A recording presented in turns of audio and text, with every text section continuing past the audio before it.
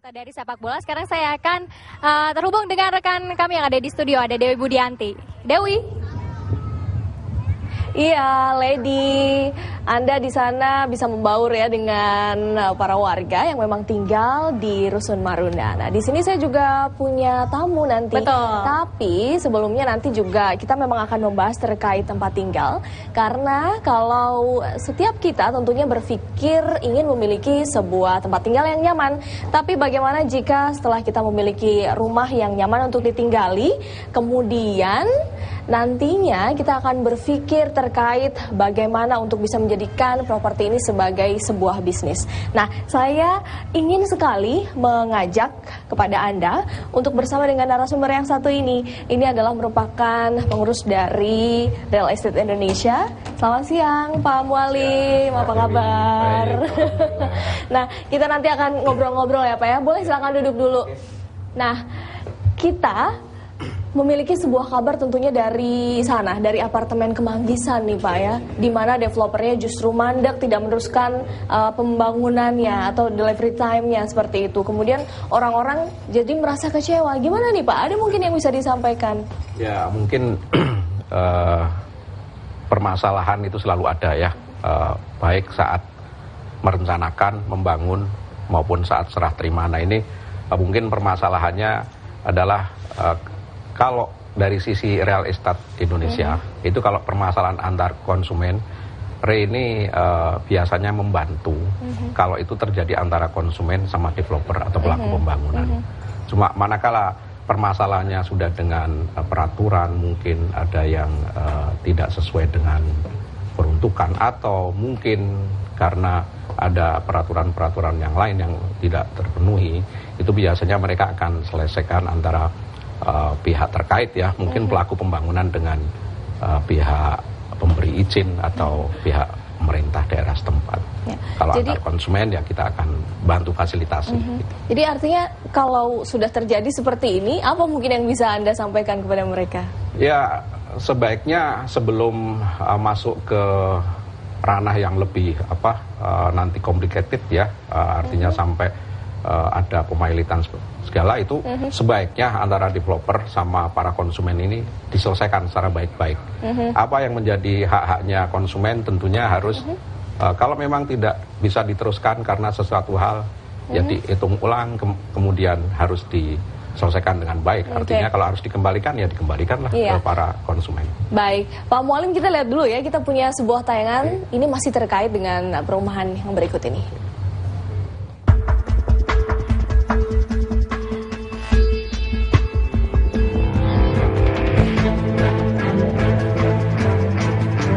Pucuk dicinta, ulam pun tiba. Demikian peribahasa yang dapat menggambarkan konsumen yang membeli Kemanggisan Residen. Memiliki tempat tinggal yang nyaman adalah harapan mereka, yang didapat dari hasil bekerja keras atau menabung dalam jangka waktu belasan hingga puluhan tahun. Sayangnya hal ini tidak berjalan sebagaimana mestinya.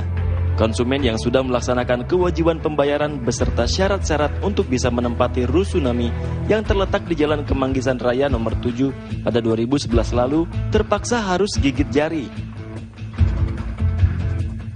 Jadi sekitar 151 juta saya sudah keluarkan untuk unit ini. Tapi yang paling berat itu adalah saat membayar DP, karena DP-nya itu 99 juta dan harus selesai dalam 6 bulan. Dan itu yang benar-benar menguras tabungan minjam sana-sini untuk membayar DP ini. Saya waktu itu karena sudah menabung hampir lebih 15 tahunan, kami membeli cash 189 juta.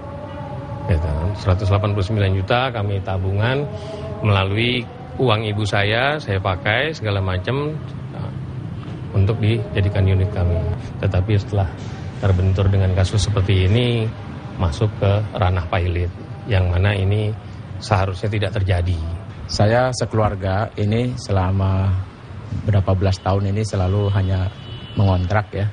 Jadi kita mendambakan memiliki rumah sendiri. Kita sampai juga pinjem uang ya, pinjem sana sini untuk mengumpulkan sebagai DP, down payment-nya waktu itu.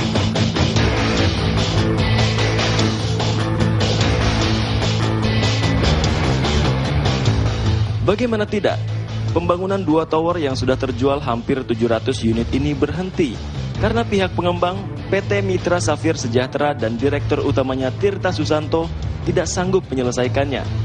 Akibatnya dinyatakan pilot pada 28 Februari lalu oleh pengadilan dengan alasan ketidakmampuan mencari investor baru dan tidak ada keterjaminan pembangunan. Di mana semua konsumen menginginkan ini dilanjutkan oleh pihak developer lama. Tetapi pada hampir 96 daripada seluruhnya itu menginginkan ini dilanjutkan. Tetapi pada putusan hakim akhirnya dipilotkan. Menurut mereka, PT MSS dipilotkan tanpa alasan yang jelas. Asetnya terancam dilelang pengembalian hanya 15% dari uang yang sudah dibayarkan. Ini benar-benar kita dirampok atau seperti sapi perah. Karena apa? Investor itu memeras kita sebagai konsumen yang sudah membeli dengan kesepakatan harga seperti itu, tapi kita harus menambah lagi hingga eskalasinya mencapai 90% lebih. Mereka berharap gubernur yang baru dapat menyelesaikan kasus ini baik dari segi hukum dan administratifnya.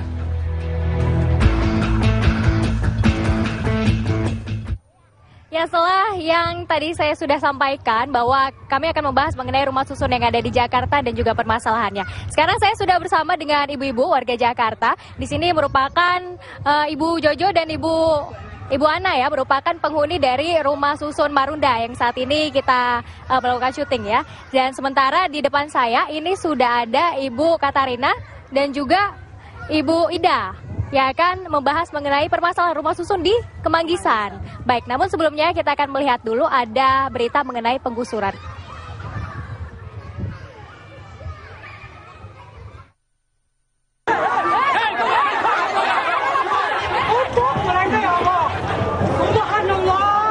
Kita cari bakat di sini, cari bakat. Untungnya kan berapa? Coba 20.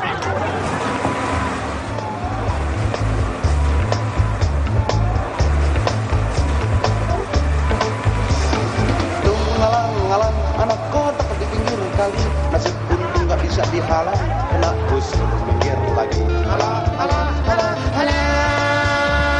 gara-gara busur anak panah terbang tinggi, gara-gara kena busur.